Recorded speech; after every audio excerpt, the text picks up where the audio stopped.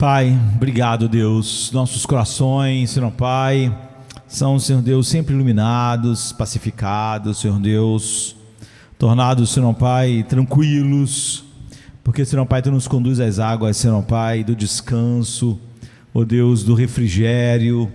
Tu nos alimenta, Senhor Pai, com o Teu Filho. Tu, Senhor Pai, consegue, Senhor Deus, fazer nossos corações descansarem em Ti, Senhor Pai, no vale da sombra da morte.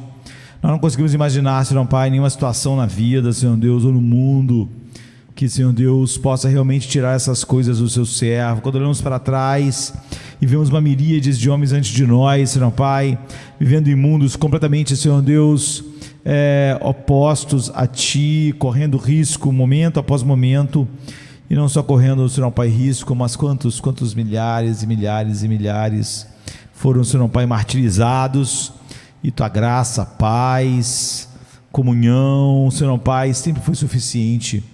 E, Senhor Pai, nesses dias mais difíceis, essas pessoas experimentaram ainda mais, Senhor Pai, do Teu poder.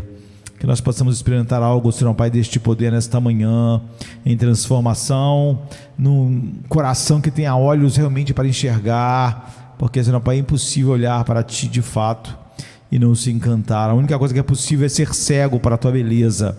E, Senhor Pai, Tu nos tirou dessa condição. Agora alimente os olhos dos nossos corações com a Tua beleza em Teu Filho. É o que pedimos em nome de Jesus. Amém. Algumas vezes durante esse ano e na semana passada, 2 vezes, eu tenho falado sobre a vida cruciforme. Cada coisa que você pega e coloca diante da cruz e toma a forma da cruz, tem uma definição muito diferente do mundo à nossa volta. E a cruz não só é um instrumento no qual nós somos justificados, mas é o que forma a nossa vida, não é?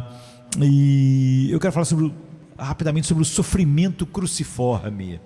Nós falamos sobre liberdade na semana passada. É difícil falar sobre o sofrimento, não é? Certamente sofrer é mais difícil. É difícil porque o poder muito... o poder do sofrimento está espalhado em todos os lugares e é fácil, ao mesmo tempo, falar falsamente sobre o sofrimento. E é perigoso escrever, falar falsamente sobre o sofrimento, porque pode nos levar a entender mal quem Deus é, como Ele é por nós, o que Ele está fazendo em nossas vidas. E o sofrimento atinge o âmago do nosso senso de significado e propósito. E para aqueles que enfrentam tristeza, abuso, opressão, injustiça, doença crônica, e o sofrimento pode levantar questões difíceis, todos nós precisamos ter a identidade bem fixada pela verdade, olhos que enxergam Cristo verdadeiramente, porque nessas horas não adianta alguém pegar nas nossas mãos, falar algumas palavras, hoje nós vemos ou não vemos Cristo, ou desfrutamos ou não desfrutamos de Cristo. E nós temos argumentado que o caminho da cruz é o caminho para o verdadeiro florescimento humano em cada aspecto da vida, que vai tomando a forma da cruz, não é? E essa é uma afirmação chocante, porque a cruz é um instrumento de sofrimento. Então, como é que ela pode fazer florescer cada aspecto da vida? É difícil imaginar como a cruz poderia ter algum lugar na vida boa, na vida que o mundo chama de boa, não é? Num combate que o homem possa chamar de bom, igual Paulo. É difícil imaginarmos como a cruz pode ser central e dar forma a algo bom. Na maioria das vezes pensamos que a vida é boa quando não estamos sofrendo, e fazemos tudo o que podemos para evitar o sofrimento. No entanto, o sofrimento é simplesmente inevitável. Se nós estamos bem porque não estamos sofrendo e achamos que chamamos isso, né, de paz, de deleite em Cristo, nós devemos nos questionar, não é? Porque essas realidades são provadas, serem verdadeiras ou não, exatamente em momentos de sofrimento e dor. Então, o sofrimento é comum a toda a humanidade. O fato de você estar em Cristo regenerado não te alivia nem um pouco o fato de que a dor, a doença, a perda, assim como as crises pessoais na família, amizades, trabalho, estão todas lá, na vida de todos nós. Se você ler as páginas da Bíblia, você vai ver que todos os grandes homens de Deus estão lá com seus dramas familiares, seus dramas pessoais, seus casamentos sofrem, eles sofrem, seus corpos. E existem outras formas de sofrimento que são muito comuns, mas aflige algumas pessoas mais do que outras pessoas: violência, abuso, injustiça, opressão. Não é? Nós podemos olhar todas essas finais e vermos isso tão profundo na vida do apóstolo Paulo. Que tipo de sofrimento não entrou na vida dele? Não é? E existe também forma de sofrimento exclusivamente cristãs. Portanto, o cristão, ele acaba sofrendo mais que o mundo inteiro, porque ele sofre todas as aflições que o mundo inteiro sofre, mas há sofrimentos que são apenas porque ele ama a Cristo. E tudo isso vai junto nesse pacote. Sofrem abusos, violência, injustiça, sofrem opressão. Existe também formas de sofrimento exclusivamente cristãs, por causa do amor a Cristo, de nós morrermos para nós mesmos, morrer para o mundo, perseguição e martírio. Então, quando nós pensamos em sofrimento, todos os grandes homens que realmente olharam para a vida seriamente, tiveram que lidar com isso. Não dá como ter uma filosofia de vida que não lide com o sofrimento. E quando você olha as melhores mentes que o mundo já teve, eles foram capazes muitas das vezes de olhar, fazer diagnósticos, mas não há nenhuma esperança nas mentes dos homens mais brilhantes que já existiram. Sêneca, por exemplo, ele diz assim: a vida está repleta e atormentada por uma variedade de infortúnios que não garantem a ninguém uma paz duradoura. Não há paz duradoura. Na verdade, nem mesmo há uma trégua em nossa vida. O sofrimento está sempre ali acossando, né? O sofrimento faz parte da condição humana e não há como evitar. É o que ele está dizendo. Nós somos criaturas frágeis, somos criaturas vulneráveis a doenças, a acidentes, à morte, ao desgosto, à tristeza, e nenhum de nós incluiria nenhuma dessas coisas numa boa vida. Naturalmente, nós pensamos numa boa vida em que todas essas coisas fossem incluídas, excluídas e afastadas, e no entanto, simplesmente não há maneira de afastar essas coisas de nós. Os antigos conheciam o sofrimento, eu diria até que com mais intensidade do que nós. Eles estavam familiarizados com o sofrimento, com a morte, com a dor, muito mais do que nós estamos agora. Eles viviam sem medicamentos modernos, eles viviam sem vacinas, eles viviam sem analgésicos, e o parto sempre era uma expectativa de morte, tanto da mãe quanto da criança. Era enorme o número de crianças que morriam no momento de do nascimento, e enorme o número de mulheres que também morriam. E as crianças morriam em grande parte das vezes antes de atingir a idade adulta. Não existia família que chegasse um casal que chegasse a alguns anos de casamento que já não tivesse enterrado alguns filhos. E fome, e peste, e escravidão por inimigos conquistadores eram a possibilidade presente. Eles estavam sempre com suas expectativas focadas em invasões, em guerras sem fim, as cidades muradas, sempre um grande, um povo maior e mais forte, e viria a conquistar inexoravelmente, assim que se achasse mais forte do que outros. E se olharmos para a história, realmente a nossa geração é a geração mais, não vamos achar uma palavra bonita, a mais fresca da história. Não vamos dormir com medo de uma horda de homens invadirem de repente a nossa casa armados e sempre com a nossa espada perto de nós, todos os dias com medo e atentos e podendo estar a cada momento em combate corpo a corpo para proteger a nós mesmos e a nossa família. Como consequência, os filósofos gregos e romanos tiveram que enfrentar a questão: o que é a arte de viver tem a dizer sobre o sofrimento, já que eles pensaram a respeito de como é o bom viver, e essa questão era urgente. Como o sofrimento era inevitável, qualquer filósofo bom que afirmava oferecer um caminho para uma vida florescente teve que lidar com a realidade do sofrimento. Alguns eram bastante contundentes. Aristóteles, um dos maiores pensadores da humanidade, de todos os tempos, eu também diria que um dos maiores pensadores da felicidade humana, né? Eudaimonia, a expressão tão usada por ele. Eudaimonia é um termo grego que literalmente significa o estado de ser habitado por um bom démon, por isso que tem esse nome, ou um bom gênio. Essas palavras acabam pairando no nosso vocabulário, né? E em geral é traduzido como felicidade, como bem-estar, como você ter um gênio bom ou ruim.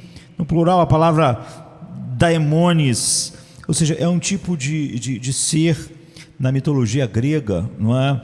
Que em muito se assemelha aos gênios na mitologia árabe. E a palavra daimon se originou com os gregos na antiguidade, e está falando sobre esse bem viver, né? E ao longo da história surgiram diversas descrições para esses seres, e o nome em latim daimon, que vai dar nosso vocábulo em português demônio, não é? E então são deuses de determinadas entidades da natureza humana, como loucura, com ira, tristeza.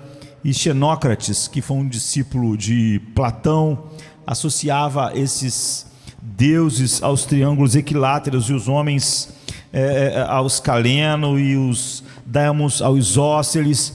Enfim, o temperamento, por isso que a gente fala que a pessoa tem um gênio ruim. Estamos falando de temperamento, não é? Vem disso, um gênio bom. Eles acharam, na verdade, que essas entidades, elas mesmo não eram boas ou mais, a maneira com que você se relacionava com elas podia ser bom ou mal nas circunstâncias. E eles argumentavam então que algumas pessoas podem ser felizes e outras não, porque certos tipos de infortúnios que são totalmente prejudiciais à felicidade são inevitáveis. Se você nasceu numa família ruim, se você veio ao mundo feio, deformado, se você mora sozinho e não tem filhos e não construiu uma família, era tão importante para eles, você não pode ser chamado feliz. Mesmo assim, eles tinham que ter uma filosofia para você saber lidar com isso. E ruína financeira, a morte de amigos ou a morte dos filhos também minam a felicidade, e muito sofrimento, e a sua vida simplesmente não será feliz se não houver esse equilíbrio entre esse gênio bom e mal, não é? Essa relação. Então as melhores pessoas suportarão esses fardos nobremente. É tudo que eles tinham. Tudo que os maiores filósofos tinham era como você podia, de uma maneira nobre, enfrentar essas coisas, mesmo que a felicidade para nós fosse realmente não possível, mas você podia conseguir um certo equilíbrio, que ele chama de Aristóteles de uma vida abençoada. Ele usa a palavra makarios, né, no grego, que é a mesma palavra que Jesus usou no Sermão da Montanha, bem-aventurados. Algumas traduções são felizes, não é? E é assim que a vida é para algumas pessoas. Já outros filósofos, eles argumentavam que essas circunstâncias externas não deviam importar tanto, mas não porque havia uma solução. Você pode ser feliz, eles diziam, encontrar uma certa um certo senso que você poderia chamar de felicidade em qualquer circunstância, porque a virtude por si só seria suficiente para a felicidade. Então os cínicos, eles achavam que a maioria das pessoas dá valor às coisas erradas, e é por isso que eles são mais infelizes: dinheiro, conforto, status, e como resultado eles sofrem mais. Já os filósofos estoicos acreditavam que o sofrimento é a falsa crença de que as circunstâncias de uma pessoa são ruins, quando na verdade tudo só acontece como deveria acontecer, e você não deveria pensar muito se isso é ruim ou bom. Existe uma ordem providencial que você pode chamar da vontade dos deuses, ou de Zeus, segundo eles, ou natureza, que garante que tudo aconteça como deveria, e tudo é inevitável. Isso é verdade para a doença, diziam eles, é verdade para a ruína pessoal, até mesmo a morte de um filho, todas as coisas. Então o objetivo dos estoicos, aqueles que, um dos grupos que contendeu com o apóstolo Paulo, era aceitar tudo que não depende de nós, e não ficar muito pensando nisso. A morte depende de nós? Não, então não pense muito nisso. Todos os infortúnios, todas as coisas da vida que não dependem de nós, é algo que não devia ocupar nossa mente. Vamos só nos ocupar com as nossas escolhas, julgamentos, para alcançar aquilo que eles chamam de um estado ideal de tranquilidade, que é a apeteia, a palavra que eles usam, que vem do grego de ausência de patos, ausência de paixões. Ou seja, por isso que vem também a nossa palavra apatia, não é? De acordo com a filosofia estoica, é um estado de espírito que alcança, que a pessoa alcança quando ela está livre de perturbações emocionais, e é melhor traduzido por equanimidade, mas é uma certa indiferença para com tudo. Seja meio que indiferente a tudo, não é? E você vai ser menos afetado por tudo. E os epicureus, que outro grupo também que contendeu com Paulo na colina de Marte, eles buscavam um ideal de tranquilidade mental e liberdade de perturbações, que eles chamavam de ataraxia. Você vê que eles tinham as suas próprias definições. E para os pensadores cépticos, epicureus e estoicos, a completa ausência de perturbação ou inquietação da mente era uma conquista, um ideal tão caro à filosofia helênica, né? Grega, de tranquilidade, serenidade, e com isso uma certa felicidade, que é a única coisa possível de se chamar perto do que se pensa ser assim no mundo como o nosso, era obtida através do domínio ou da extinção das suas paixões, desejos e inclinações sensoriais. Quanto mais você abafar isso, quanto mais isso for, você for sem pato, sem paixão, então mais você vai encontrar um estado de equilíbrio. E eles viram isso como o mais alto estado do prazer. Você vê, por mais que eles estudaram, e nós estamos falando sobre os maiores filósofos da história, eles chegam à conclusão de que só uma certa apatia, uma falta de patos, faz com que você, uma falta de paixão, faz com que você encontre um equilíbrio que dê para viver nesse mundo. Não há nada no que eles vão escrever sobre alegria indizível e cheia de glória, ou coisas assim, porque isso é incompatível com o próprio estado do homem. Eles viram isso como o mais alto estado de prazer. Isso é o máximo, e tudo que requer é uma vida contemplativa. E segundo Epicuro, é assim que os deuses vivem, e eles não estão preocupados com os assuntos terrenos. Epicuro, ele diz que os deuses no Olimpo, eles não estão preocupados com essas coisas que nós estamos preocupados, com as preocupações dessa correria humana, e é isso que você devia buscar. eles estão preocupados com assuntos humanos. Não, porque eles vivem em seu próprio reino distante. Há uma apatia, uma falta de patos assim a eles. Então eles vivem em seu próprio reino distante, desfrutando de uma certa bem-aventurança, e eles nos dão um exemplo da nossa própria felicidade. Tranquilidade é se esquecer de quase tudo e tentar não fazer com que todas essas coisas produzam essas paixões. Então o tema recorrente entre os filósofos é que a resposta ao sofrimento é mudar sua maneira de pensar assim, é matar algo em você, é deixar, tentar fazer com que todas as paixões fiquem no nível baixo, e o sofrimento deve ser superado vendo ele de uma maneira certa. E algumas das suas realizações são notáveis, né, nessa tentativa. Por exemplo, Epicuro, não é? Ele nasceu em 341 a.C., ele morreu 270 a.C., e no último dia da vida de Epicuro, ele escreveu uma carta a seu amigo Idomeneu. Ele descreve o que ele chama de um dia abençoado e feliz. Você vê, por causa daquelas tentativas de deixar daquele estado de apeteia, não é? Ele fala com seu amigo no dia da sua morte, nessa carta, e ele estava sofrendo há 2 semanas de agonizantes, uma crise agonizante de pedra nos rins. Nós sabemos quão terrível é pedra nos rins. Quem não teve já ouviu, mas é realmente horrível, dor e tal. Mas no caso dele, bloqueou totalmente o seu trato urinário.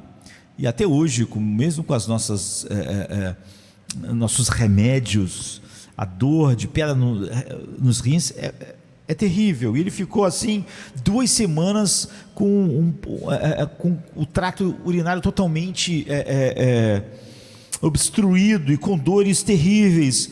E ele descreve o seu sofrimento constante, sem alívio, naquelas 2 semanas. E ele vai morrer naquele dia. Mas ele, contra todos esses sofrimentos, tu vê como eles tentavam realmente se amortecer a isso. Ele coloca nessa carta falando que ele tinha uma alegria mental na lembrança das nossas conversas anteriores. Ele disse que ele ficava no meio dessa dor toda, pensando nas conversas que ele teve com esse amigo sobre todas essas coisas, e isso dava a ele um certo alívio diante da morte e diante daquele sofrimento daquelas 2 semanas.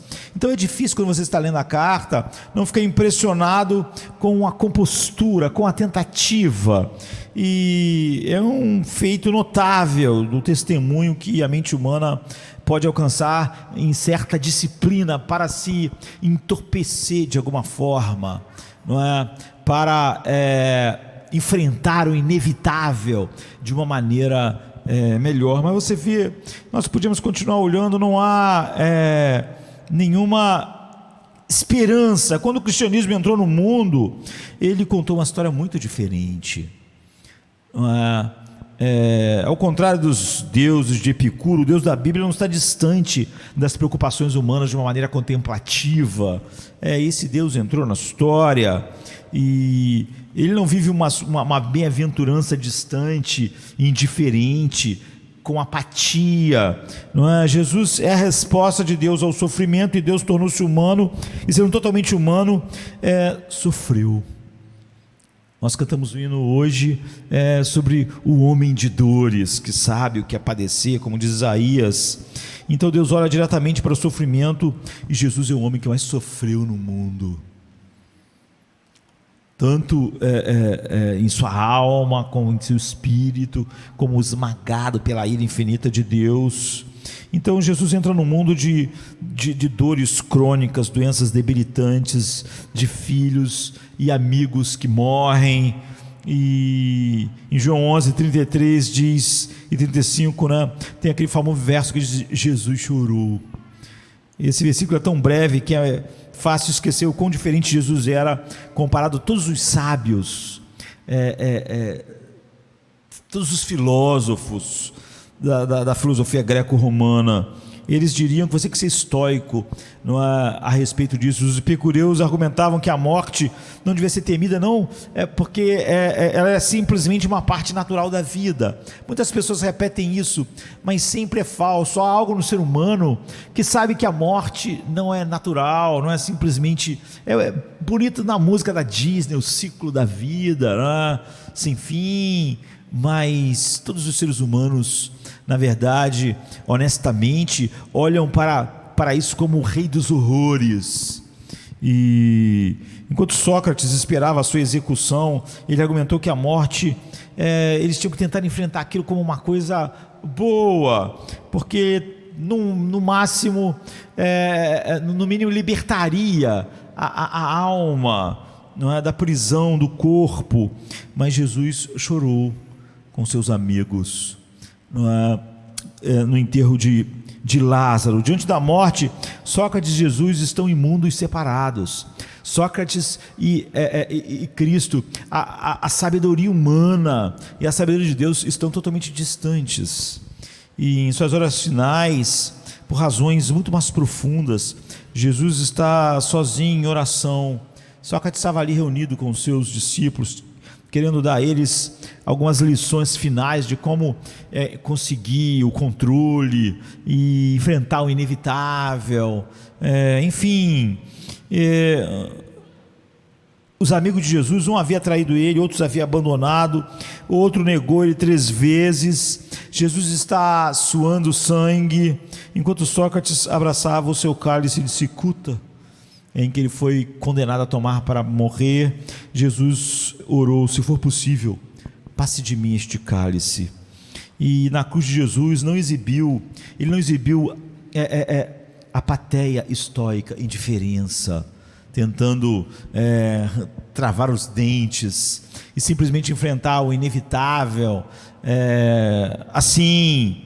Mas havia uma paixão plena. Em vez de ver a ausência de patos em Cristo, você vê o oposto, não é? E ele clamou em sua experiência de separação de Deus: meu Deus, por que me desamparastes?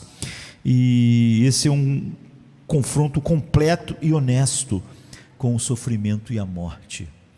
Jesus não diz que a morte é simplesmente o ciclo da vida, como uma canção de Elton John num desenho da Disney.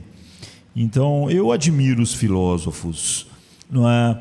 Eu vejo neles, primeiro, mentes brilhantes, não é? Lógicas, que às vezes encontram um bom diagnóstico para o desespero humano, para os medos humanos. Ou seja, eles não fogem, eles não estão ali por causa do problema e querem achar que álcool vai resolver, ou entretenimento, ou ver filme, ou sair na noite. Eles não acreditam nisso, eles sabem que isso é uma fuga tola. Eles querem pensar sobre a vida, pensar sobre o sofrimento e encontrar um caminho. Eles não conseguem, eles têm até bons diagnósticos, mas eles não têm nenhuma saída, porque o humanismo secular, mesmo a mente humana sozinha, sem Deus, mesmo no seu melhor, é escuridão.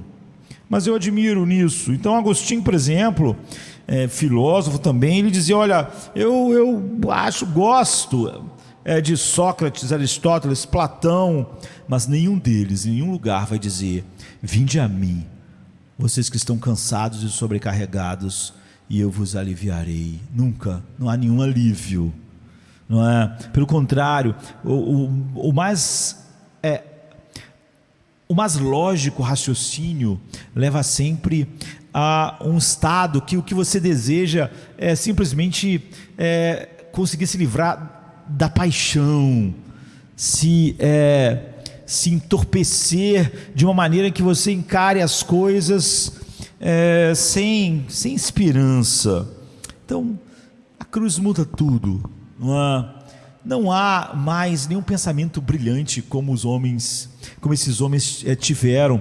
Toda a filosofia que vem depois deles, de Sócrates, Platão, nota de rodapé perto do pensamento desses grandes homens.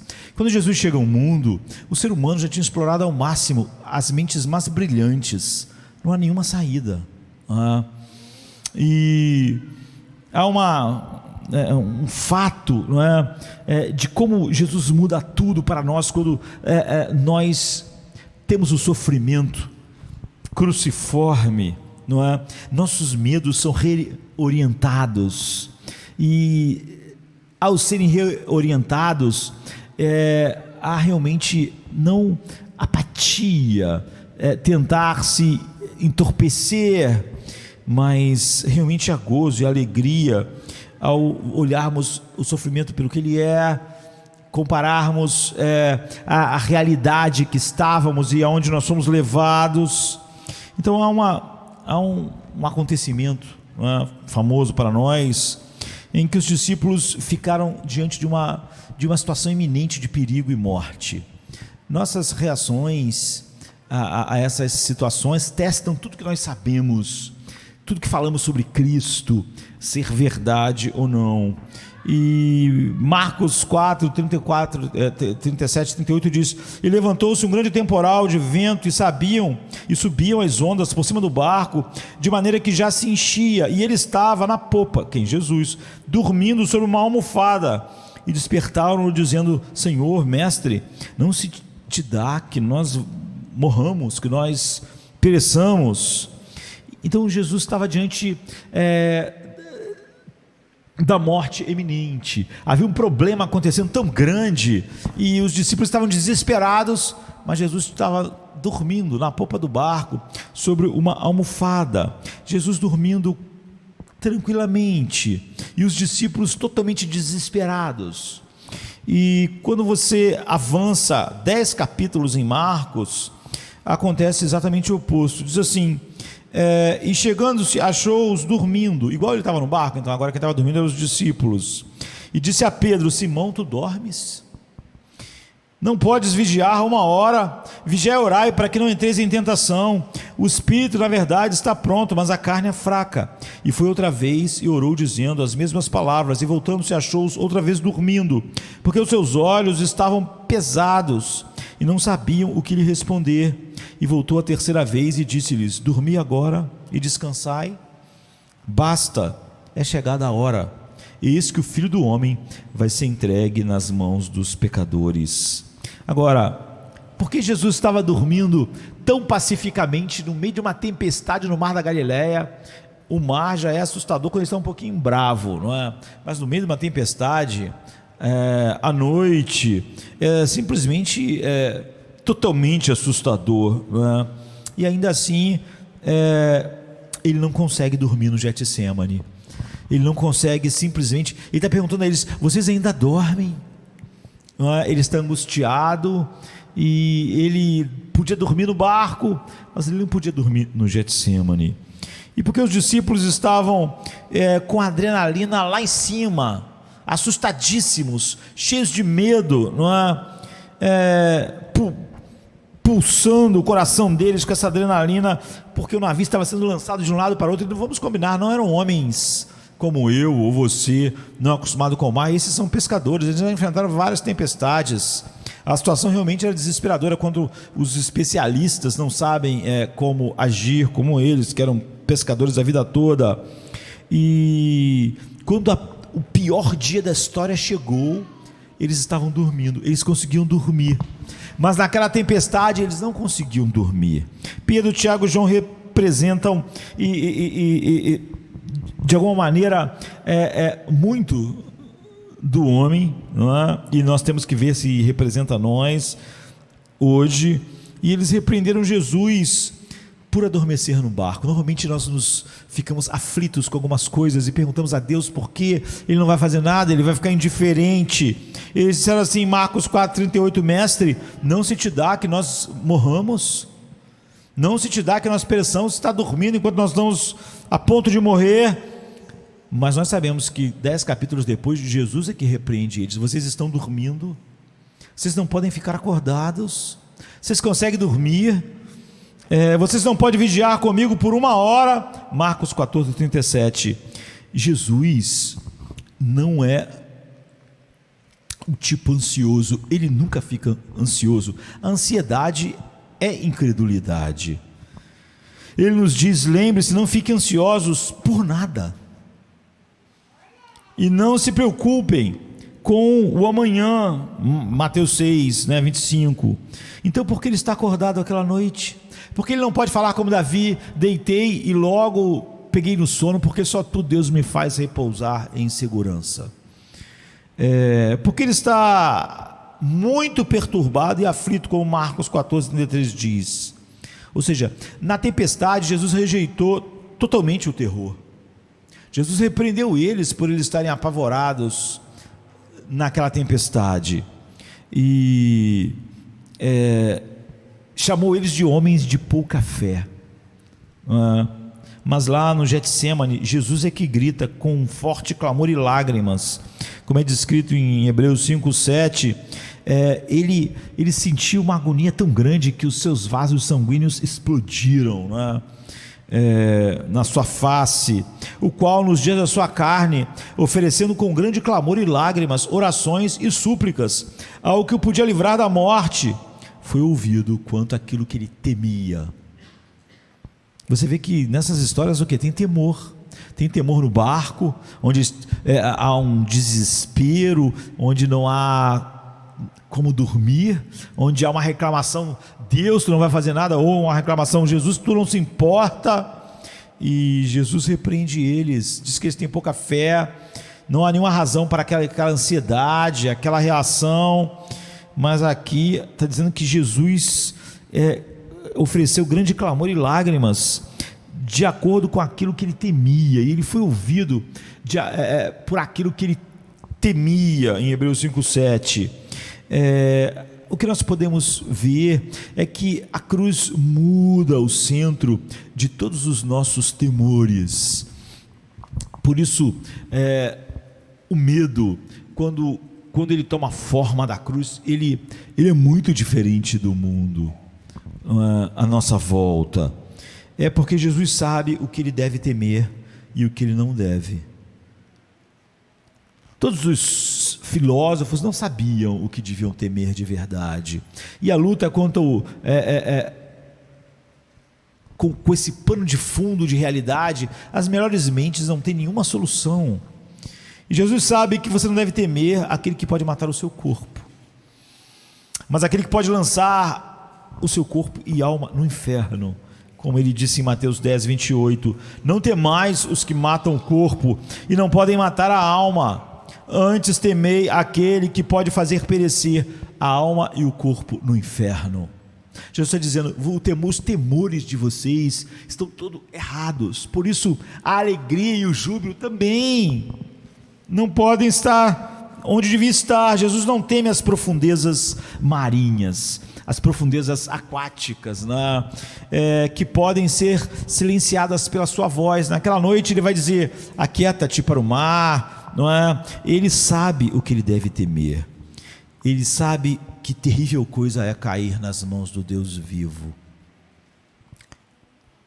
Horrenda, uma dessas versões dizem, de Hebreus 10:31, horrenda coisa é cair nas mãos do Deus vivo. Ele está dizendo: vocês deviam temer isso, não devia temer a agitação do mar. Então, o perigo que o mar representa, o perigo de qualquer coisa que atinja a nossa vida e atinja e leve à morte ou a perdas, isso não tira o sono de Jesus. Não tira o sono quando você é transformado e o medo se torna algo cruciforme. Você vê o medo através da cruz.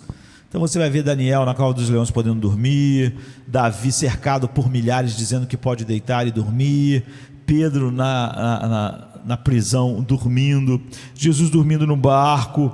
Agora, o juízo de Deus mantém Jesus acordado. Ele não pode dormir, ele não pode deixar de ficar angustiado, ele não pode sentir tanta angústia que soa sangue. A realidade do pecado e o que ele rouba e o que ele merece o deixa assim. E você não acha que é o oposto hoje. Você não vê que os cristãos vivem com os mesmos medos, horrores, depressões, cuidados que o mundo, exatamente porque o medo deles não tem nada de cruciforme, não tem o formato da cruz. Porque às vezes você pega um cristão e um não cristão e não há nenhuma diferença daquilo que eles realmente temem. Os discípulos são exatamente o oposto nesse momento ainda, né, de Cristo, e eu temo que essa seja a realidade. Nós ouvimos cada sermão para nos parecermos mais com Cristo. É preocupante para nós se a cada sermão nós nos parecemos mais com os discípulos nesse instante e menos com Cristo, porque não há nenhuma evidência de você estar indo de um grau de glória para outro na semelhança com Cristo, e eles estão preocupados com coisas relativamente sem sentido, coisas que precisam ser apenas o quê? Entregues à atenção de Jesus, entregues nas mãos de Jesus, entregues ao poder. É isso que Jesus diz: não andeis ansiosos por nada, não é? Ele fala sobre como o Pai cuida de nós, ou Pedro diz assim: lancemos sobre Ele a nossa ansiedade, porque Ele tem cuidado de nós. Esse tipo de perigo, ele diz, é tão somente resolvido assim, mas eles se esquecem de que é a cruz que pende sobre o mundo amaldiçoado ao redor deles, e as maldições dentro dos nossos corações. Nós devíamos perguntar: nós perdemos o sono mais vezes como Jesus perdeu o sono, ou como os discípulos perderam o sono? Eles não podiam dormir porque eles podiam morrer naquela noite no barco, por causa da tempestade. Eles nem que quisessem conseguiriam dormir, eles estavam apavorados. Eu perco o sono por que à noite? Por causa da minha vida, dos meus bens, do meu futuro.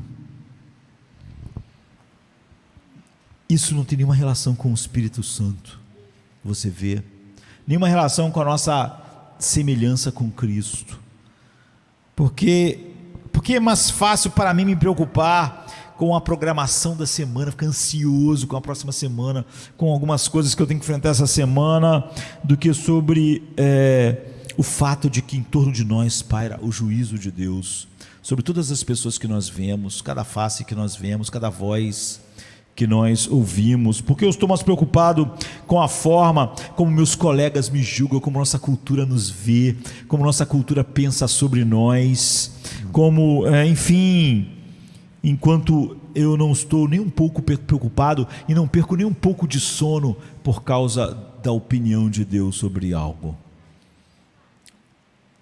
Por que eu estou tão preocupado sobre o juízo do mundo sobre mim e consigo dormir tranquilamente com o juízo? Se o mundo tiver o veredicto de que eu sou um fracasso, de que eu sou um tolo, de que eu sou nada, porque isso me perturba. Quando aquilo que Deus pensa de mim não me tira uma noite de sono. O Espírito de Jesus nos une a Jesus em sua angústia no Getsêmani, e esse é o tipo de angústia que nos livra de todas as outras angústias. Se você sente aquela falta de sono, né, de não poder dormir de Jesus verdadeiramente, então você pode dormir com Jesus no barco. Se você não pode dormir no barco junto com os discípulos, provavelmente você vai poder dormir no Getsêmani como eles fizeram. E isso conta a nossa história, isso conta onde nós estamos.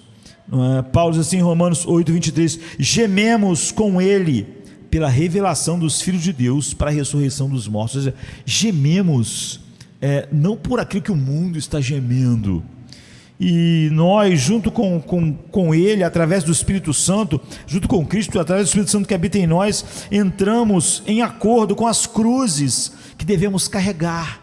Jesus não estava como os discípulos, com os temores em sincronia com o mundo, e por tudo isso a gente pode chegar à evidência de que realmente nós podemos clamar com Jesus: Abba, Pai, temos o mesmo Pai. Então os temores se tornaram cruciformes, nós começamos a vê-los através da cruz, vemos o que é muito importante e o que não é. E a próxima vez que você se encontrar incapaz de dormir, ansioso, em vez de você tomar doses cavalares de humanismo secular, como eu disse, eu admiro, leio e admiro a sagacidade e a profundidade do raciocínio daqueles filósofos mencionados, mas em vez de você tomar isso achando que nem eles encontraram algo que desse a eles o que eles procuraram tão brilhantemente. Quando você estiver sem sono e não conseguir dormir, ansioso, com medo, você deve perguntar a você mesmo: que medo é esse que eu estou sentindo? Ele se parece com o dos discípulos no barco no Mar da Galileia, ou esse temor se parece com aquele de Jesus no Getsêmani? O que está tirando o meu sono? É a experiência do jardim que eu estou tendo, ou é a experiência do Mar da Galileia? É difícil guardar só essas duas coisas, Getsêmani e Mar da Galileia, e cada aflição e medo que você sentir, você parar e perguntar: esse medo é o do Getsêmani ou do Mar da Galileia?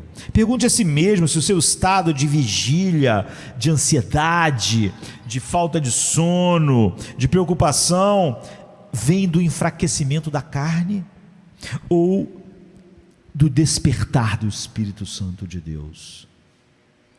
Então, as águas da Galileia, Jesus podia dormir, mas os discípulos não podiam dormir. Eles ficaram acordados, ficavam desesperados. E nós devemos começar a responder isso com outra pergunta: por que insistimos sempre com perguntas nas quais nós já temos respostas? Grande parte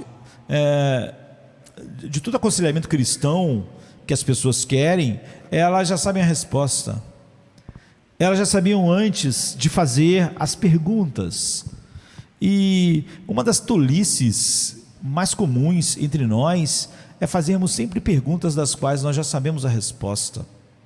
Talvez a gente sonhe que um ser humano diga a resposta falsa: mas em que isso pode nos ajudar? Não é?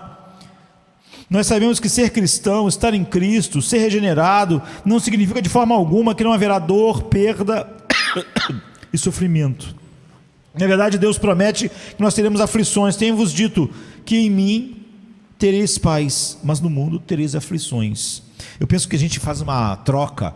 Nós nos parecemos com os discípulos e podemos saber quando nós queríamos que do mundo nós tivéssemos paz, e de Deus nós não nos importamos com a paz. Nós queríamos que tudo no mundo cooperasse para a nossa paz, mas Deus disse que no mundo nós teremos aflições. Não tem paz, nem na mente dos homens brilhantes do humanismo secular, não é? Nem nas bobagens da autoajuda, nem no livramento simplesmente de aflições. Do mundo vem aflições, e de mim vocês terão paz. Quase todas as pessoas queriam o oposto, que mostra um coração muito distante do coração de Deus. Você não se importa se está em paz com Deus. O que você queria é que tivesse fluindo paz do mundo. Isso nunca vai ser encontrado no Evangelho. E Atos, por exemplo, 14:22 diz: confirmando o ânimo dos discípulos, confirmando o ânimo e animando eles. Mas como ele estava animando eles? Exortando-os a permanecer na fé, pois importa que por muitas tribulações nós entremos no reino de Deus. Você se sente animado? Hoje em dia isso seria o oposto de um bom aconselhamento para uma pessoa desanimada, né? A pessoa está cheia de aflições, eu vou te animar. O que a pessoa quer ouvir? Vai passar tudo, vai ficar tudo bem. Não, Paulo confortou os irmãos, Paulo animou os irmãos. Isso é um bom sinal.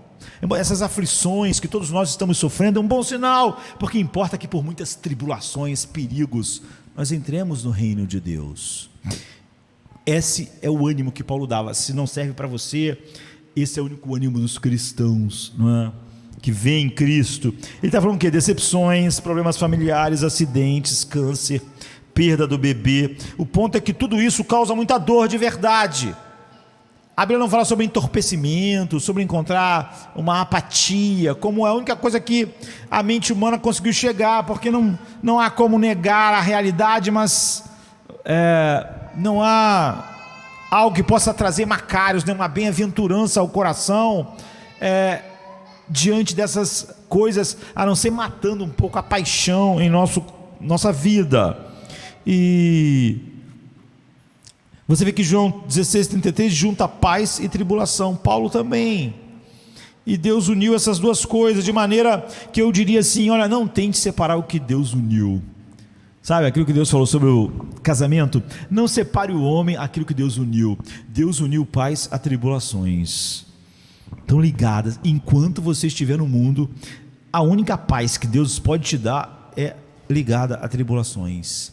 Se você esperar a paz da ausência das tribulações, você já não está mais falando sobre aquilo que a Bíblia está dizendo.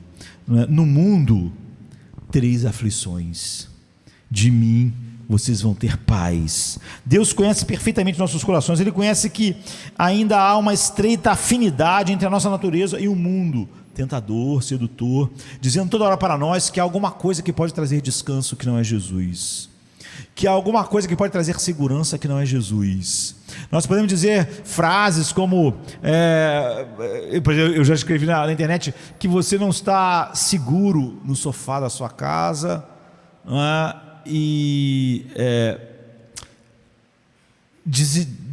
devia estar desesperado na UTI, mas é assim que está acontecendo.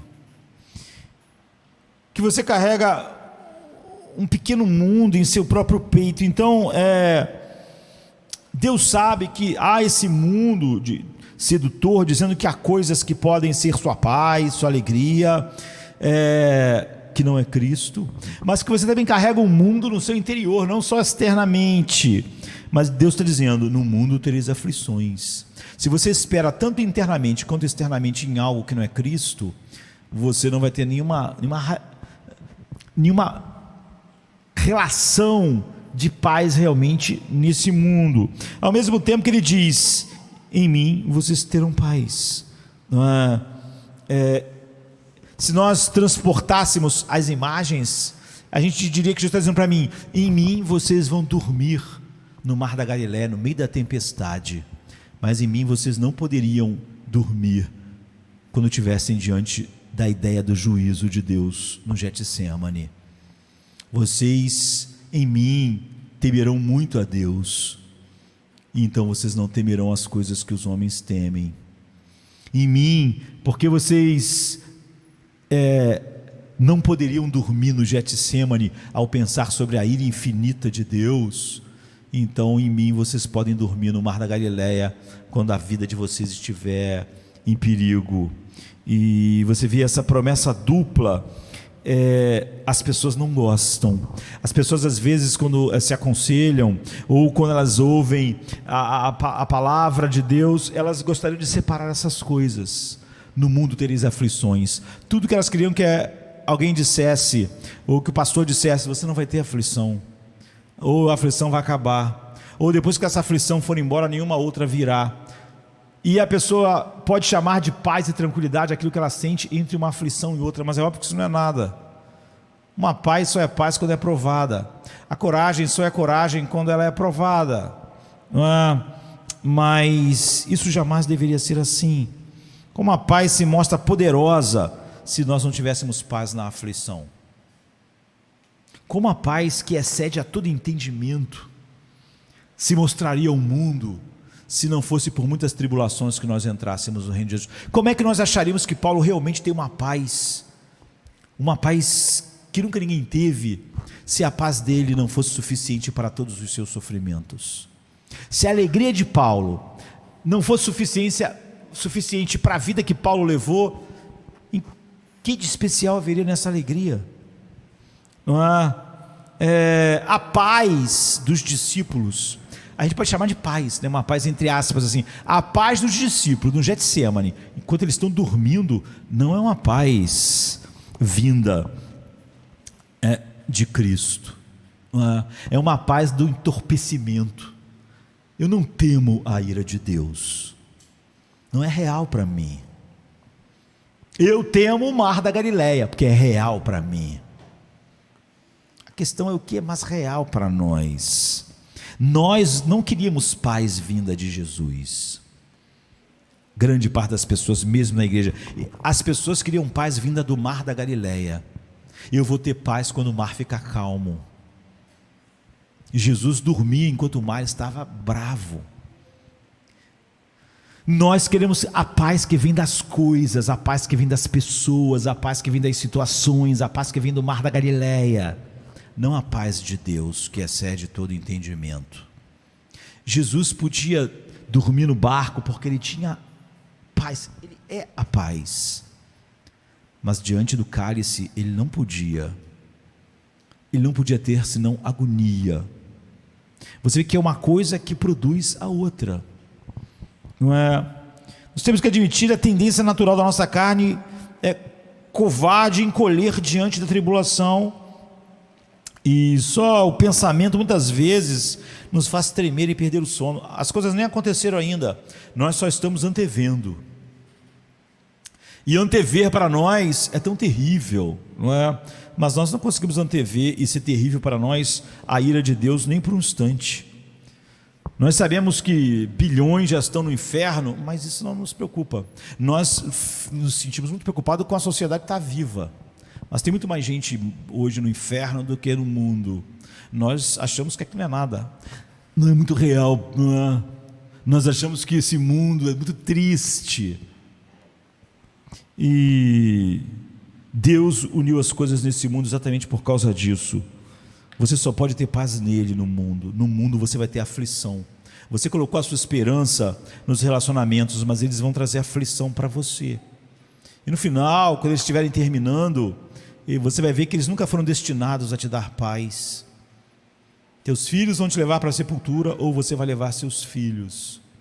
Sua esposa vai enterrar seu marido, ou ele a enterrar ela.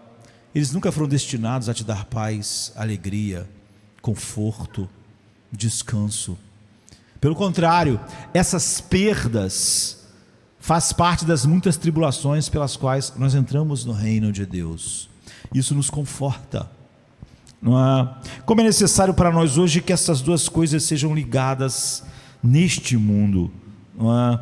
Que a gente perceba que do mundo vem aflições, mas que de Deus vem paz, e paremos definitivamente de buscar paz no mundo, enquanto não ligamos para a paz de Deus que excede todo entendimento. Então, essas coisas estão ligadas no tempo. A propensão de minuto a minuto dos nossos corações é seguir alguma coisa que supostamente está nos prometendo, fazendo promessas que não pode cumprir, e isso entorpece nossa mente, e nós ficamos em interesses insignificantes que nos rodeiam, e nós achamos que as coisas mais terríveis que podem acontecer é o mar da Galileia furioso. Jesus diz: não tema aquilo que pode matar o corpo e depois não pode fazer mais nada. Antes eu devia dizer que vocês deviam temer outra coisa. Enquanto nós não temermos o que Jesus teme, nós não vamos desfrutar a paz que Ele é. E quão difícil tem sido ser convencido que o mundo não é nossa habitação permanente. Nós podemos ouvir sermões sobre isso sem fim, mas quão difícil é. Então, quando o barco da vida balança, nós achamos que a vida realmente está balançando, que há motivos. Vivemos num mundo caído, e Deus diz: desse mundo caído não vai vir paz para o seu coração. Paz você só vai encontrar em meu filho. Minha paz vos dou. No mundo vocês vão ter tribulações. Não adianta querer o oposto. Não peça a mim: Deus, faça que a vida me traga paz. Não peça isso a mim. Isso é uma oração do idólatra, não é? No mundo vocês vão ter aflições. Em mim vocês vão ter paz. Seja sincero, você gostaria às vezes de dizer a Deus que queria o oposto? Oh Deus, eu hoje não estou precisando muito da tua paz. Eu queria a paz que vem do dinheiro. Eu queria a paz que vem de um corpo que não sente dor. Eu queria a paz de não estar passando por esse tipo de pressão. Então Deus, em sua infinita misericórdia e graça, usa na vida dos seus filhos tribulações em diversas formas e tamanhos diferentes, para nos desmamar do mundo. É por isso que nós temos que, cada vez mais, isso ser realidade em nossas vidas, para não sermos o quê? Condenados com o mundo. Se você não for desmamado do mundo, certamente você vai ser condenado com ele, porque os filhos de Deus foram e são desmamados deste mundo. Você não vai encontrar descanso no mundo, mas isso não é um problema para você. Você foi desmamado do mundo. E Ele faz isso nos dando o quê? Paz em Cristo e tribulações no mundo. Deus está todo dia nos ensinando essa lição maravilhosa, mas só um coração regenerado pode aprender. Ele está deixando entrar tribulações em nossas vidas vinda do mundo, nossos corpos, nossos relacionamentos. E enquanto há um fluxo contínuo de paz fluindo do seu Filho, isso devia fazer nossos corações pensarem cada vez mais em quê? Eu quero mais de Cristo e eu quero menos do mundo. Você vê, é assim que um coração que é uma fábrica de ídolos deixa de ser essa fábrica de ídolos. No mundo há infinitos caminhos para a tribulação e o sofrimento, queridos, porque Deus fez assim, não é? Ele casou o mundo caído às tribulações. Nossa conexão com o mundo implica aflição e tribulação inexoravelmente. Não importa o que você tem, se você tem negócio ou um trabalho nesse mundo, isso vai implicar logo tribulações, perspectivas arruinadas, esperanças frustradas. Tudo isso é tão intimamente ligado à vocação secular pela qual nós ganhamos o pão. Não há como você ganhar o pão de cada dia sem esse tipo de aflições, decepções, dificuldades de relacionamentos no trabalho, tantas coisas, e é algo inevitável ter que ganhar o pão, não é? Agora, todas as coisas, e ter trabalho é algo bom, você vê, mas não vem paz disso. Do mundo você tem aflição. As próprias coisas, mesmo que nós chamamos de boas no mundo, trazem aflições para nós contínuas. Ter família é maravilhoso, não é? Mas os mais íntimos laços familiares são fontes de tribulação contínua, não é? Filhos amados muitas vezes crescem e se tornam o nosso lamento, a nossa tristeza. E se nós temos a bênção de ter uma esposa e um esposo, chega um momento em que eles são tirados do nosso seio carinhoso. E nossas aflições mais agudas, pelo contrário, normalmente nascem das nossas relações mais profundas, da qual você poderia supor que trariam para você não aflições, não é? Qual é a coisa mais frustrante? É aquilo que você achava que era uma amizade verdadeira que te trai, enfim, se alguém que não gosta de você faz determinadas coisas, isso não te traz uma aflição, mas se alguém que é importante faz, a aflição é maior. Mas ter grandes amizades, você vê, é algo bom, mas traz maiores aflições, e não há como escapar disso. Tereis aflições. Você vê que a aflição está ligada a tudo, e a tudo que era a própria esperança da não aflição. Meu casamento, meu trabalho, minhas amizades, elas são nomeadas por Deus. As aflições são colocadas em nosso caminho. Estamos cercados por um mundo caído, que por isso continuamente algum mal está sempre enredado a qualquer coisa no mundo. Pensa na coisa melhor do mundo, o mal está enredado a isso, a tribulação está enredada ali, daquilo ali vai vir sofrimentos e aflições. Cada olhar neste mundo é uma forma de conceber pecado no coração, e no entanto enxergar o mundo que Deus criou é algo maravilhoso. O mal tem ouvidos que se abrem a cada manhã, e não pode ficar sem que possam ouvir alguma coisa que contamina, que causa tristeza e aflições, ou que provoca o pecado em nós. Dificilmente nós podemos abrir a boca sem que algo pecaminoso, mundano ou egoísta tente se infiltrar no nosso diálogo, e causa um monte de aflições. Falar nos distingue dos animais. Mas que mundo de aflições é o mundo da fala. Como nós temos que ter cuidado quando abrimos nossa boca para falar.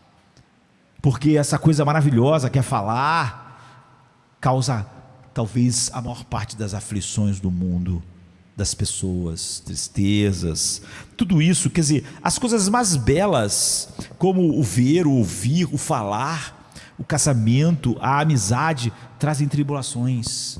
Não podem ser a fonte da nossa paz.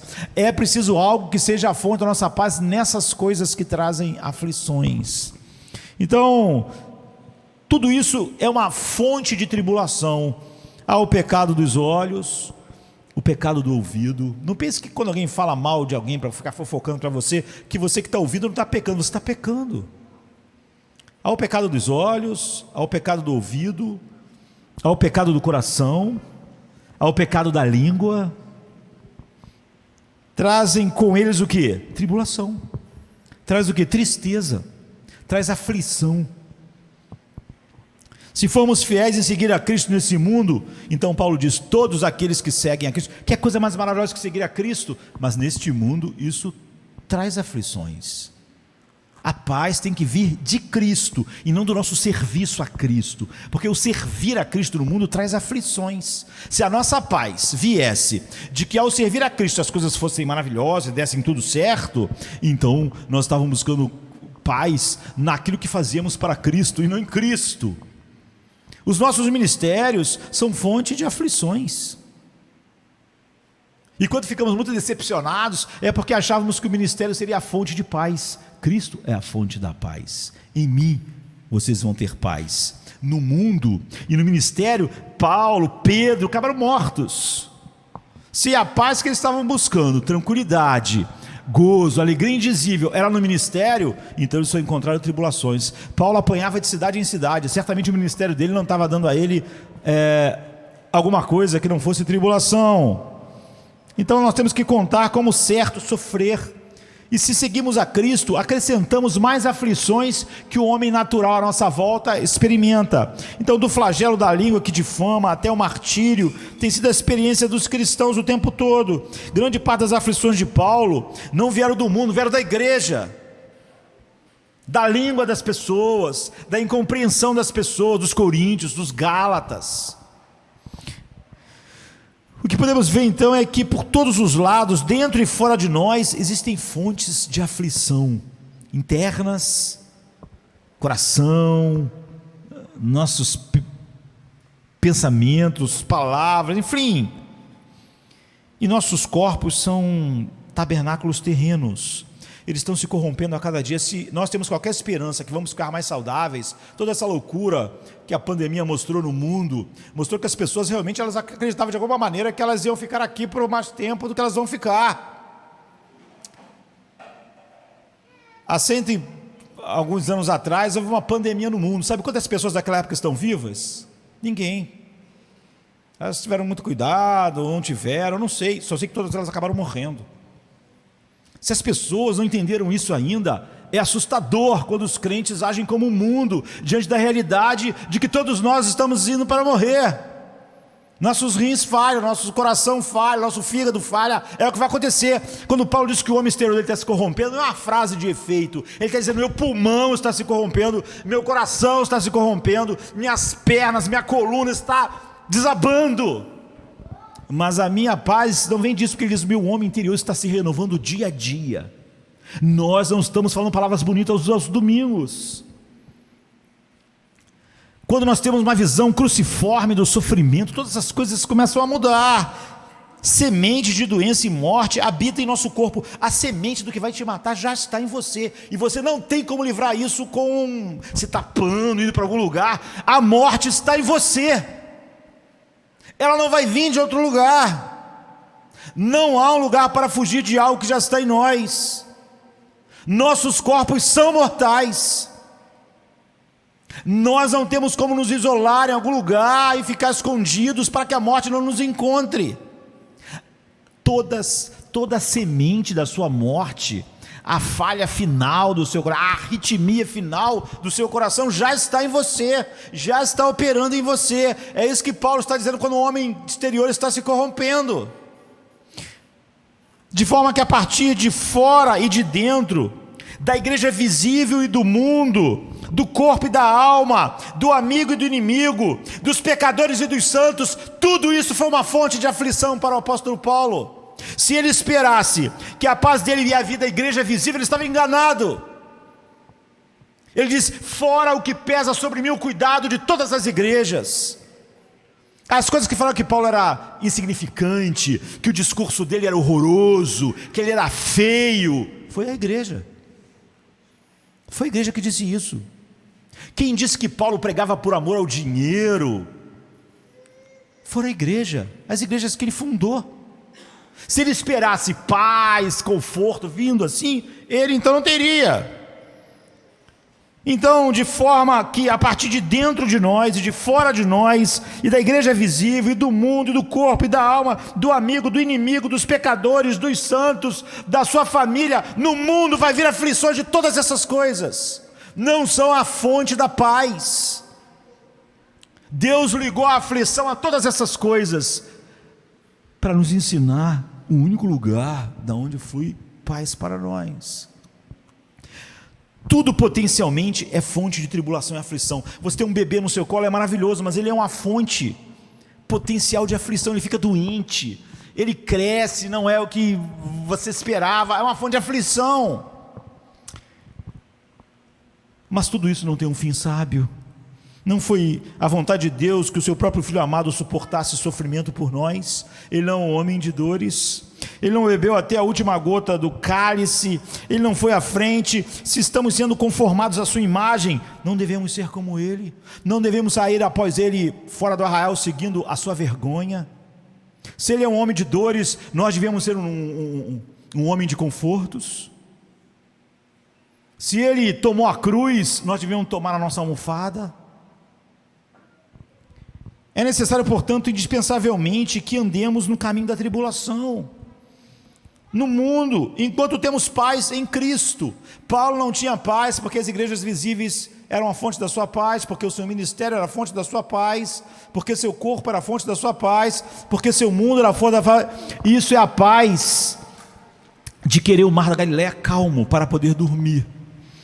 A pergunta não é por que isso está acontecendo, e sim, estamos enxergando o fruto misericordioso das aflições. Não é maravilhoso que Deus te ensine todo dia que a tua família não vai ser a sua fonte de paz? Não seria um inferno para você se você um dia acreditasse que a sua família é a fonte da sua paz, que o seu dinheiro é a fonte da sua paz, que o seu corpo é a fonte da sua paz, que a sua saúde é? Não seria um engano diabólico se você ficasse acreditando nisso? Não é maravilhoso que Deus nos ensine todos os dias que o teu trabalho, que a relação com as pessoas no trabalho, que a relação das pessoas na sua casa não é a fonte da sua paz, que esse mundo é a fonte dos seus problemas, das suas aflições, sua boca, seus olhos.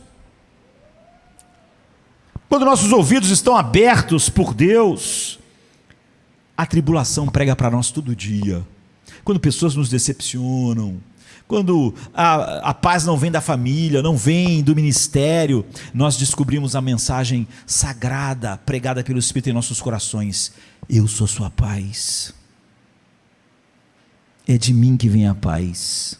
Você só pode lidar com todas essas coisas, porque no mundo você só tem isso, e só de mim você tem paz. Você ouve essa doce voz,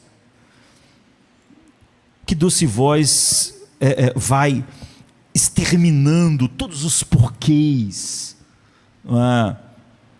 Por exemplo, nosso coração não é por natureza muito preso a esse mundo. Não é bom que ele seja cheio de aflições. Mesmo assim, nosso coração às vezes não é tão empedernido que continua buscando uma outra coisa no mundo para nos dar paz. Meu casamento acabou, quero morrer. Como assim?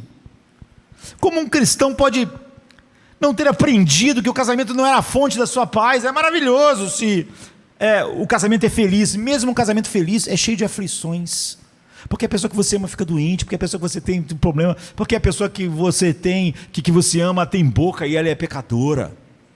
Não pode ser a fonte da sua paz, não será. Na quarta-feira, Mateus estava dizendo que Sansão, que foi levantado, é o único homem que o nascimento é anunciado igual o de Jesus. Ele devia matar os filisteus, mas ele tinha um caso de amor com eles. Não é assim com as pessoas? Não é maravilhoso que Deus comece a frustrar? Já que Sansão achava que os filisteus de alguma maneira podiam ser seus amigos, os filisteus acabaram cegando ele. Ele teve que um dia lutar contra os filisteus porque ele foi quase que obrigado, porque ele mesmo queria abraçar os filisteus, mas os filisteus queriam esganar ele. Então, quando você quer abraçar o mundo te dá aflições. Quanto mais você querer abraçar o mundo ou as coisas do mundo esperando paz, mais ele vai te dar frustração. Não é uma bênção? Se você tem um coração regenerado, não é o que um Deus amoroso faria com um filho? Nesse mundo, se olharmos para nossos corações, não vemos que naturalmente estamos sempre em busca de algo idólatra para ter descanso? Nossos corpos saudáveis, nosso dinheiro, nossos amigos. Aí o que acontece? Nossos corpos falham, nossos amigos falham. Não é uma bênção? Você não consegue ouvir toda vez que você tem uma aflição ou decepção assim, Jesus falando contigo: está vendo? Em mim você vai ter paz. Você está buscando paz no lugar errado. No mundo você tem aflições. Agora pense na nossa mente. Nós podemos caminhar nas ruas da cidade sem que a mente natural esteja caçando alimento. Nós andamos nas ruas da cidade e nossa mente natural começa a caçar comida. Deus irá romper essa união, como rompeu a união de Sansão com os filisteus, e vai mostrar que Cristo é a nossa fonte de paz. Porque em mim tereis paz e no mundo tereis aflições. Misericordiosamente Deus nos faz sentir que esse mundo não é nosso lugar, não é nossa fonte de paz, nossa fonte de satisfação. Aquilo que os gregos procuravam, eles não encontraram, não é? Você se acha mais esperto do que Sócrates, do que Platão, do que Aristóteles? A tribulação operada pela sabedoria divina, e ela não está sendo operada pela sabedoria divina na mente dos homens naturais, mas a tribulação operada pela sabedoria divina de Deus, do Deus Santo, em homens verdadeiramente regenerados, vai realmente e diariamente nos separar do mundo. E não é isso que nós precisamos? Separai-vos. Quantas tribulações nos alcançam, quão pobre e inútil o mundo parece para nós. Não é maravilhoso? Nós achamos que o mundo não é tão pobre assim. Nós achamos que nós podemos ter paz olhando para a praia. Tem gente que acredita nisso.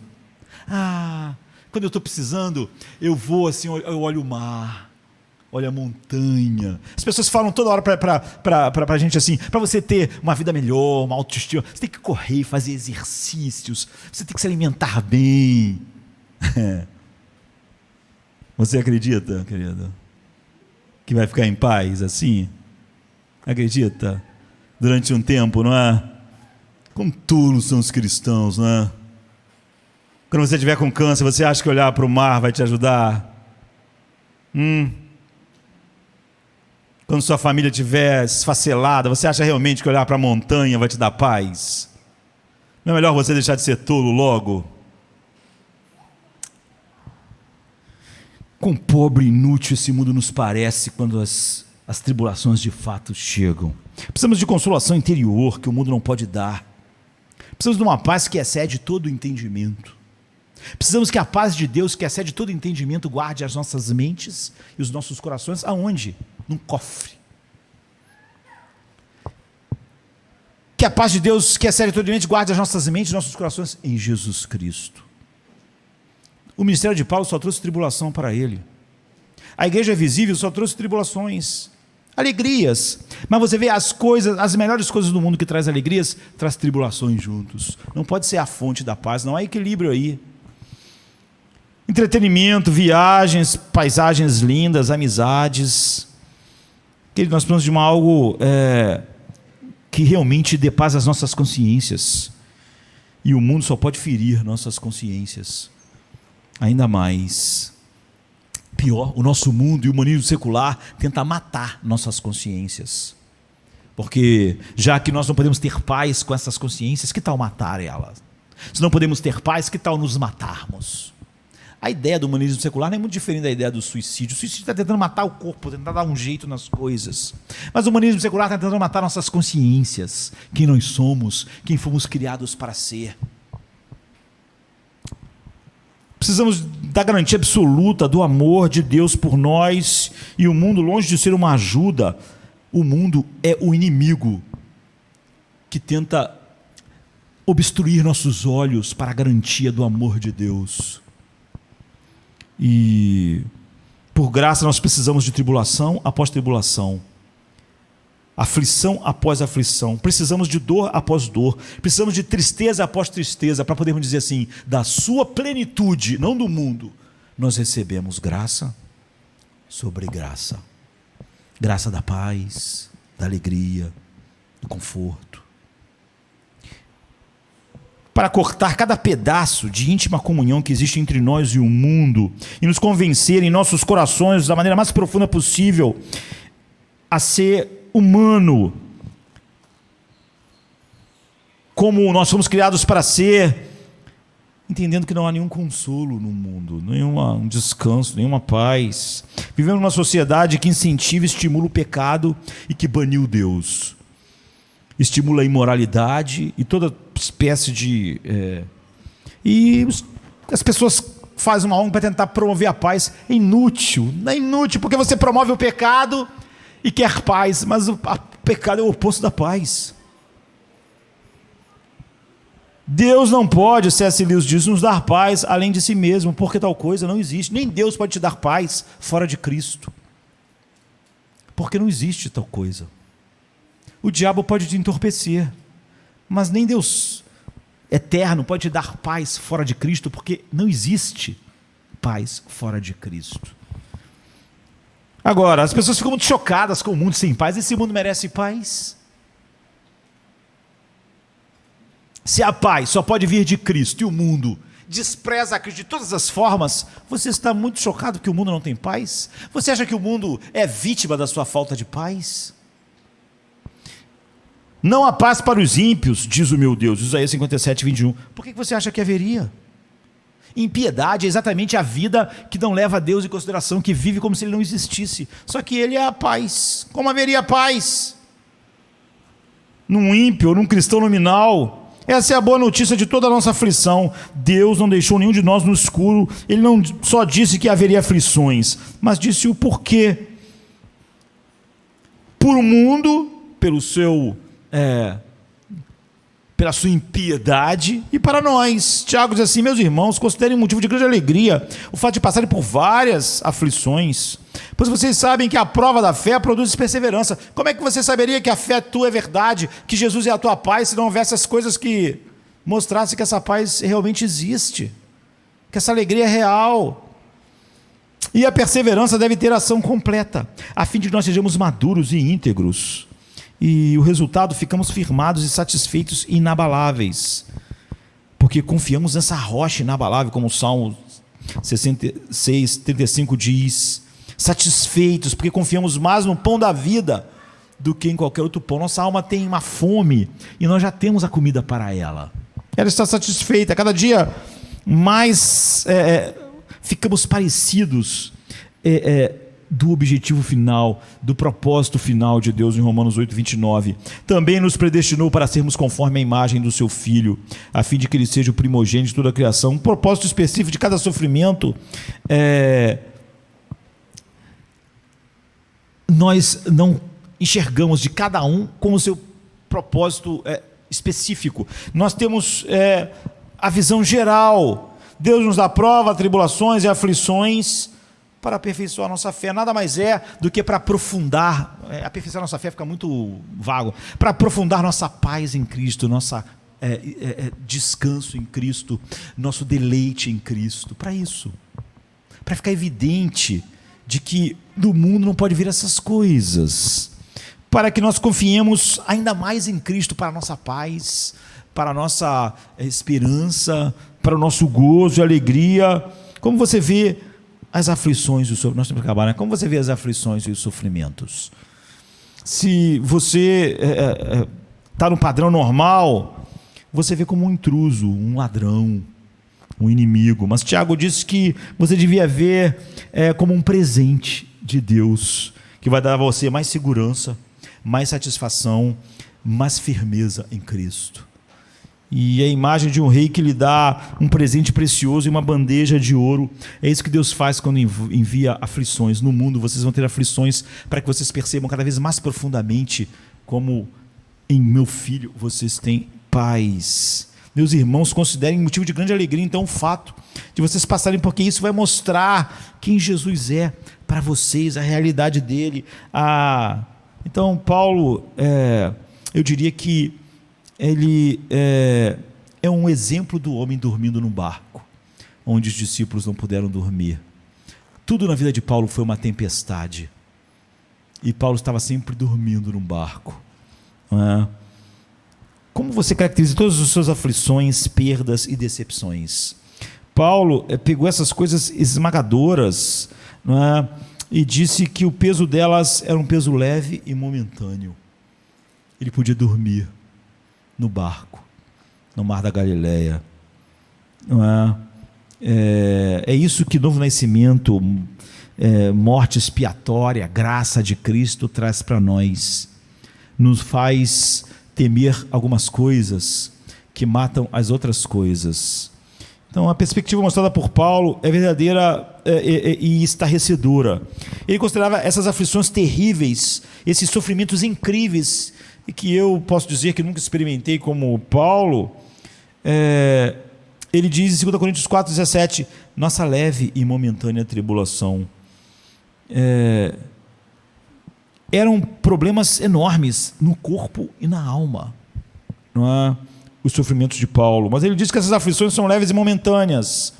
Ele não vê como coisas tiranas, não é? Que tiravam dele poder, alegria, gozo. Essas coisas não estavam esmagando Paulo. Ele usa a palavra elafros. Elas são como penas, é isso. A palavra elafros em grego quer dizer ninharia, quer dizer coisa sem importância. Isso é uma perspectiva, não é? Paulo diz, mas em nada tenho a minha vida por preciosa, contanto que cumpra com alegria a minha carreira e o ministério que recebi do Senhor Jesus Cristo, para dar testemunho do Evangelho da graça de Deus. É óbvio que para isso você precisa não tirar do ministério sua alegria, porque se sua alegria vem do ministério, então você não vai ter paz. Paulo não podia ter paz, o ministério dele era uma fonte de problemas, não é? Essa perspectiva de vida de Paulo, dizer que todas as aflições eram ninharia sem importância, não tem sido a ênfase de hoje, não é? Porque nossa leve e momentânea tribulação tem sido oposto. Por outro lado, Paulo define, hoje os pastores mesmo dizem que não conseguem, é terrível ser pastor, é esmagador, é tudo igual ao mundo mesmo. Por outro lado, a perspectiva da glória futura de Paulo tinha um peso. Tu viu o que tinha peso e o que não tinha peso? Ele diz, isso tem um peso muito excelente de glória. Então, pelo lugar, ele põe todas as aflições. E qual era a aflição? Ele apanhava de cidade em cidade. Ele, emocionalmente, era maltratado em todos os lugares, e às vezes na igreja. Ele sofria flagelações, chicotadas. Ele ficou anos e anos na prisão. Ele foi apedrejado. Ele foi espancado publicamente várias vezes. Ele teve fome, sede, naufrágios. Ele se vestiu de trapos. Ele foi amaldiçoado por toda a sua geração. Ele se tornou o que ele disse, o lixo do mundo. Ele sofreu acidentes. Ele sofreu perigos em rios, perigos em mar, perigos na estrada, perigo dos assaltantes, perigos nas cidades. Ele tinha enfermidades. Ele sofreu a pressão da morte continuamente sobre ele. Ele tinha grandes tristezas indo da igreja dos Coríntios, dos Gálatas. Na verdade, basta carregar um homem com problemas e a nossa geração, e ele logo entra em colapso. Logo ele não consegue dormir. Paulo está dizendo, tudo isso para mim era elafros. Eu podia dormir no barco. Com todas essas coisas. Paulo usa tudo isso, todas essas coisas que eu falei, que são terríveis, com essa palavra, elafros. Esse é o resultado, não é? Agora, a gente acabou de ter uma Olimpíada agora, né? O que um levantador de peso espera? Ele não fica decepcionado porque amanhã ele tem que levantar 200 quilos. Ele não é levantador de pesos? Não é? Ele esperava levantar pesos. Ele tem que erguer o peso, levantar alto da cabeça e segurar 8 segundos. Agora, faz sentido algum levantador de peso ficar falando assim, muito pesado, esse é muito pesado, esse tem que ser leve. Ele é um levantador de pesos, afinal. Ora bolas. Ele devia acordar todo dia esperando que vai levantar pesos. É assim. Ele não esperava levantar penas, ele não é um levantador de penas. Ele não vai ganhar medalha porque levanta penas. Ele é um levantador de peso. Ele não vai ficar decepcionado, arrasado, tendo que aconselhamento porque ele vai levantar pesos, porque ele é um levantador de pesos. Tudo que ele esperava quando acordou era levantar pesos. Paulo era assim, um levantador de pesos. No arranque ele levanta, mas aquele peso é um fardo momentâneo. Isso é possível se tivermos uma perspectiva de Paulo e de Cristo. Mas qual é o problema? Cristo não podia dormir. Hebreus 9, 27 diz assim: o homem está ordenado a morrer uma só vez, e depois disso segue-se o juízo. Isso deixa você sem sono? Você precisa de aconselhamento por causa disso? Isso faz você ficar ansioso e... Para que o evangelho faça sentido, nós temos que esperar e temer a ira de Deus, como Jesus no Getsemane. Nós temos que ver a ira de Deus como ele viu, como real, como horrível, como um peso infinito, mesmo ele sendo Deus. Ele pôde dormir no mar da Galileia, mas ele não podia dormir no Getsemane. Ele estava diante da ira de Deus, do cálice. Agora, se nós desprezamos, se o cálice da ira de Deus não te causa isso, você nunca vai ter a alegria de ter sido liberto dele. Vai ser ninharia para você. E é por isso que nossa missão é tão relevante no mundo, porque é espalhar uma paixão pela supremacia de Deus em todas as coisas, e é isso que o pecado faz o oposto. Para nós, a desgraça dessa sociedade não é porque ela não tem mais dinheiro para mais coisas e viver mais coisas, é porque ela está debaixo da ira infinita de Deus. Só que ela não está com medo, não é? Como os discípulos não estavam, mas você viu como Jesus reagiu diante. Um dia, todo mundo vai estar suando sangue, porque viu que tudo que temia era só elafros, e nunca temeu a coisa certa, e esperou do mundo aquilo que o mundo não foi feito para dar a ele, nem o jardim do Éden foi feito para nos dar paz, que dirá o mundo caído. E se nós tivermos a percepção cada vez maior, cada vez que nós parecermos mais com Cristo, da ira de Deus, então Romanos 9, 22 diz assim: o que direis se Deus, querendo mostrar a sua ira e dar a conhecer o seu poder, suportou com muita paciência os vasos da ira preparado para a perdição? Romanos 12, 19: não vos vingueis a vós mesmos, amados, dai lugar à ira, porque está escrito: minha é a vingança, eu vou retribuir tudo, diz o Senhor. Efésios 2, 3: nós éramos por natureza filhos da ira, como todos os demais. Efésios 5, 6: a ira de Deus vem sobre os filhos da desobediência. Colossenses 3, 5: imoralidade, impureza, paixões, desejo maligno e o amor ao dinheiro, que é idolatria. E por causa dessas coisas a ira de Deus está sobre os filhos da desobediência. Apocalipse 6, 16: e diziam aos montes e aos rochedos: caí sobre nós e nos escondei da face daquele que está sentado no trono e da ira do Cordeiro, porque é vindo o grande dia da sua ira, e quem poderá subsistir? Jesus nos livra da ira vindoura. Ele nos livra da única coisa que nós devíamos estar atemorizados, paralisados, como ele mesmo ficou, suando sangue, diante da perspectiva de estar sobre a ira de Deus. Se você tiver uma visão da ira de Deus verdadeira, você vai poder dormir no mar da Galileia. Os discípulos não podiam dormir lá, porque tudo que eles tinham medo era do barco afundar e eles morrerem. Mas naquele dia que Jesus estava suando sangue, eles não estavam com medo, eles podiam dormir, porque para eles a ira de Deus não tinha a realidade que tinha para Cristo. É porque Jesus sabe o que temer, é que ele pode não temer o que não devia temer. Sabe, o perigo que mantém Jesus acordado é o juízo de Deus. O perigo que faz Jesus não descansar é o pecado meu e seu que está sobre ele. As outras coisas não tirariam o seu sono. Então todo dia que você estiver com medo, ansioso, sem paz, Pergunte: eu estou me sentindo assim como os discípulos no Mar da Galileia? Ou o meu temor está de acordo com Jesus no Getsemane? E você vai saber onde você vai estar. E vai saber então do que você precisa, ou de verdadeiro arrependimento. Porque nós fomos feitos para sermos como Cristo. E aí nós vamos temer o que ele temia. O pecado desonra a Deus. O pecado então bota o homem debaixo de uma ira infinita de Deus. Mas o que acontece quando nós estamos não em sincronia é que nós não tememos o pecado, contanto que o mar da Galileia esteja calmo. Não tememos nossa vida indiferente para com Deus. Não tememos que nossa vida não esteja mostrando o valor dele ao mundo, contanto que o mar da Galileia esteja calmo. Porque nós esperávamos que o mar da Galileia nos dê paz. Agora, nós devíamos, mesmo numa noite calma e tranquila, como no Getsemane, sem tempestades, diante da ideia da ira infinita de Deus, suarmos sangue. Se nós soubermos o que temer, nós vamos saber lidar de tal maneira com todas as aflições, porque realmente quando a ira de Deus é tirada de nós, é algo tão grande, enche a gente de alegria indizível e cheia de glória, que nós vamos poder dormir no barco, no mar da Galileia.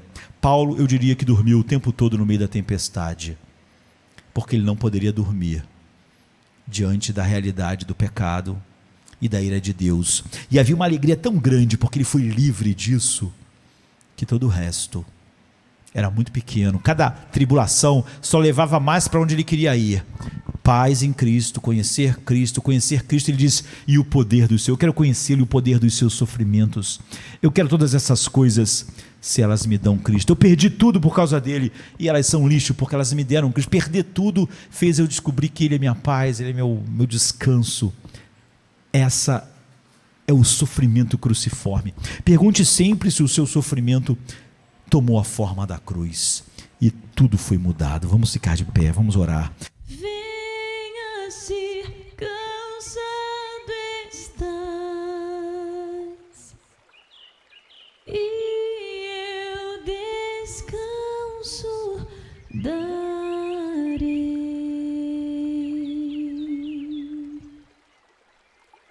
Tu descansarás.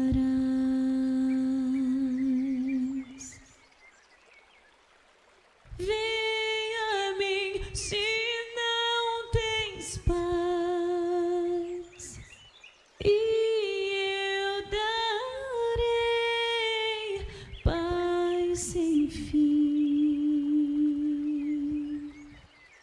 Terás paz sem fim. O meu jugo é leve, o meu fardo graça dá. Tome tua cruz, te darei a paz.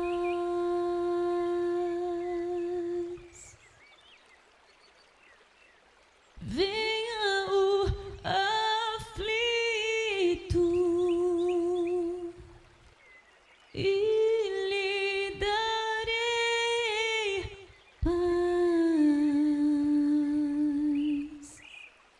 minha paz darei.